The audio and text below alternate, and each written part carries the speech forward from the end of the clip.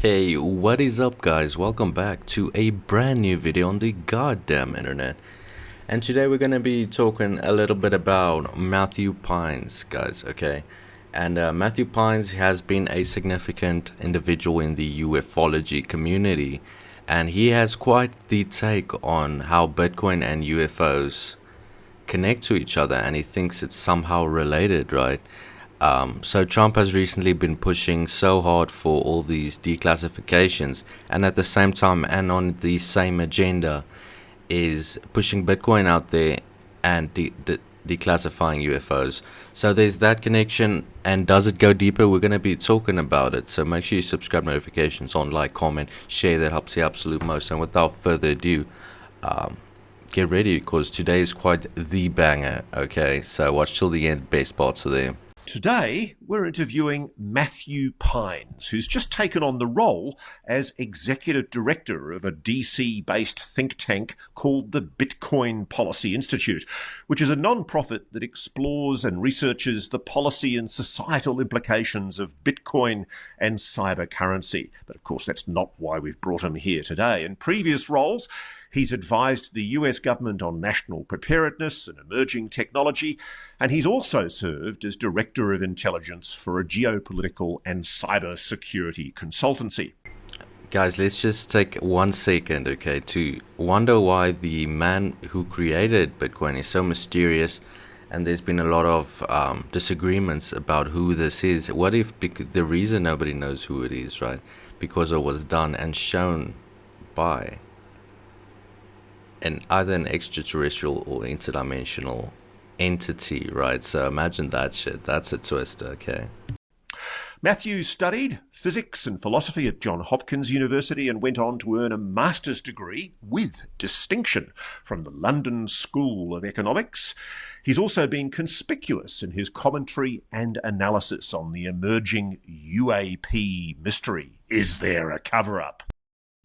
Okay, so this individual, Matthew Pines, very well educated. I wonder what he will be able to tell us. I mean, what the government is doing with intelligent people, right? Very curious. He's taken on a role as a strategic advisor for Alex Clocus's Enya Explorers Club, which includes Jake Barber's Skywatcher operation. And incredible as it may sound to the people that Matthew probably normally... Guys, did you see that absolute puzzle piece being put together in front of our very fucking eyes, okay? Subscribe, notifications on. We do this all day, every day, okay? Advisors, Skywatcher has at its heart allegations that a cadre of people inside the US government and private aerospace have secretly colluded to conceal the recovery of non-human technology, alien craft, from public knowledge. Skywatcher is an independent, private equity-funded initiative that intends to prove something the Pentagon categorically denies, that there is evidence of non-human intelligence engaging with this planet, and that alien tech really has been and can be recovered and hopefully reverse engineered, this time by good old-fashioned capitalistic private enterprise through Skywatcher rather than the dark forces of the so-called deep state. Okay, so we're getting into some really wacky talking points here, right? We're talking about the deep state, which a lot of people would agree that there is one, at least in some form. You know, the forums and all those really unfathomably rich communities, influential people, you know, people who know people, right? And yeah, I've always wanted to see these biologics that were mentioned by David Grush back in the fucking first, like, big hearing, right? That was such a good time period, guys. Leave a like if you remember that shit. Matthew Pines, I have to say, firstly, welcome to Reality Check. And isn't covering UAPs one hell of a pivot from what you normally do in the sober world of national security? Well, first off, thank you, Ross. I've admired your work and I appreciate you bringing me on to your show. It may seem like that, but my through line throughout my sort of academic and professional career has always been thinking about one frontier subjects when I was a a young lad, I thought I was going to get a PhD in physics, maybe even a PhD in philosophy at the same time. So I was always interested in these more foundational and kind of frontier questions, and then embarked on a career in national security where a lot of the analysis and work I did was focused on these what if questions. Like, what if there is a improvised nuclear device sort of terrorist attack? What if there is full-on nuclear war? What if there are crippling cyber attacks? What if you have global pandemics? These sort of low probability, high consequence events are things the government has to plan and prepare for. And so I did a lot of analysis exercises, operational experimentation to try to sketch out what that scenarios what those scenarios might look like. And so UAPs, right, as sort of fantastical they are, they sort of represent maybe the most high consequence and maybe prima facie low probability scenario, but which would have significant implications. And so even if you think it's unlikely, you have to take it seriously if there are credible indications as came to the fore over the past number of years that this is a scenario that can't just be dismissed. And so then wearing my normal sort of analytic national security hat on, this is a what if scenario that had to be addressed very seriously. And I think it's only become more pressing over the years. Those are a lot of what ifs, right? What if we get the biologics, the reverse engineering program details what has been accomplished and how far this cover-up went and become totally transparent? What if that, guys? Separately from the allegations of David Grush, Lou Elizondo, all the known people, Jake Barber, have you, in your time trawling the halls of power, chatting quietly with senators and congresspeople, have you ever heard the whispers that there is this program in operation, this reverse engineering program with retrieved non-human technology? I mean, I've heard, again, it's like there's an elephant and you touch a tail, you touch a toe, you touch a tusk, and you're like, I think this is an elephant, but nobody comes out and says it's an elephant, right? It's a very unusual tusk. It's a very unusual tail, right? So there's obviously individuals that are in the public domain, the folks that have come out, spoken at Soul Foundation, that have made the clear and declarative, allegation of these programs, and those folks have the bona fides, and I'm very confident in the quality and the source of their assertions. But it also comports with other information that I've gleaned in various more snippets, right, of that elephant that generally paint this mosaic of, yes, like these are longstanding, I think somewhat fragmented, compartmentalized programs that exist across a smattering of different defense primes, and then are custodied in a variety of different locations. And this is an active program at scale that's been long running. So one thing I do not like is how vague he answers questions. He doesn't give an answer entirely. So it leaves you there with some imagination, but that's bullshit, right? Even though he kind of has to do that, and it's not probably his fault. Yeah, I would like to see some real answers, some real documentation. A lot of stuff being leaked. The new Age of Disclosure documentary that came out. Has anyone watched it so far? It's going on in a lot of events in a lot of places in the US. So I don't think it's downloadable in any sense right now. Let me know what you guys managed to find and if it's watchable in some form anywhere, right? One thing that I was told by a very good source was that Israel is much more intimately involved in the legacy program than has previously been disclosed to date.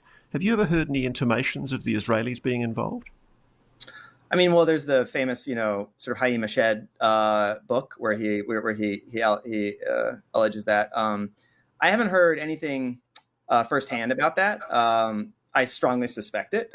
And recently, I was in a conversation with, and this is recorded, so it'll be public, that will basically describe kind of someone very connected to Israel, talking about the subject.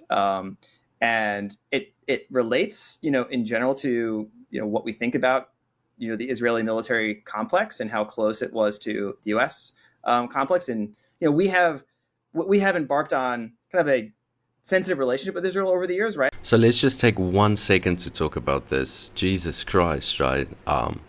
Israelis being more involved in reverse engineering and UAP programs, Immaculate Constellation, Office of Global Access. How does all this fit together, right? The Israelis have definitely not to my knowledge, been using any of their super secret UAP technology, but we wouldn't know, right? Because nothing seems to come out in terms of their, war, economy, industrial complexity, whatever the fuck. Like, they're both military-driven nations, and that's not necessarily a bad thing. Provides jobs, protects the country, provides security and patriotism, right? But then you got all these weird programs, secrecy, all these weird things that come with that. Like, we have very sensitive technology transfer programs with them. They also have very sensitive technology transfer programs with us, because they often have breakthroughs that we don't get because they're extremely good. But of course, they live in a much more volatile environment, right? So they would have an acute interest in, operationalizing some capabilities that maybe we would much more. One other thing, I've recently heard and seen that the Israelis are very interested in US capabilities, which other nations are not getting. For example, the F-16, the version the US sells, I don't know the exact model, but they sell another version than they use to other countries to have the edge still, and Israel has a whole intelligence agency, I'm pretty sure, and I think they try and get all these secrets to put on their own aircraft because they want the actual version and not the sold version, and this attempt to try and keep on par with the US is really, I don't know where this is going to lead, right? There's already so much bullshit happening in Israel and Hamas and World War, right? Like to hold back, right, for, say, a really covert ISR thing. So there's an inherent risk associated with, Israel's programs, like leading to, disclosure of some advancements, because their threshold for operational deployment is going to be much, say, lower than ours, right? But no, I strongly suspect that most governments of some advancement, essentially, I expect that almost every government that has a nuclear program probably has something like, a UAP program, at different stages of maturity and understanding. But I don't think it's actually like that much of a there's that much of a monopoly, around the great powers. And then you see Germany, you see Japan, all these countries in NATO building up their military might to be on par, and in the NATO has a certain requirement which a lot of countries do not meet, and with everything happening in the world globally, all countries, including those specifically, have significantly boosted their military funding and is sort of heading down the road of military industrial complex, right? And it's going to be really interesting to see where this goes, because I'm pretty sure Germany, back in when Hitler was a thing and the Third Reich and all that, what made them have this much ambition is that they had their own central intelligence agency. And I think, I'm not sure, people who know about this could probably correct me in some capacity, but I'm pretty sure that organization was the reason for going rogue and getting so power hungry. And they had their own skunk works. There's a lot of talk about the Bell UFO that they fucking created. We never saw that come out, but then you get into the Foo Fighters. Jesus Christ. So, Matthew, final question. I want you to put on your crystal ball. What's going to happen? Are we going to see big D disclosure, or is this all going to be swept under the carpet for another 30 years? I'm never 100%. I think we are on an irreversible path towards the reality of non-human intelligence being, a subject of mass awareness. I don't know exactly how soon, but I think that's an irreversible process at this point. And yeah, it's just a matter of the path to that point.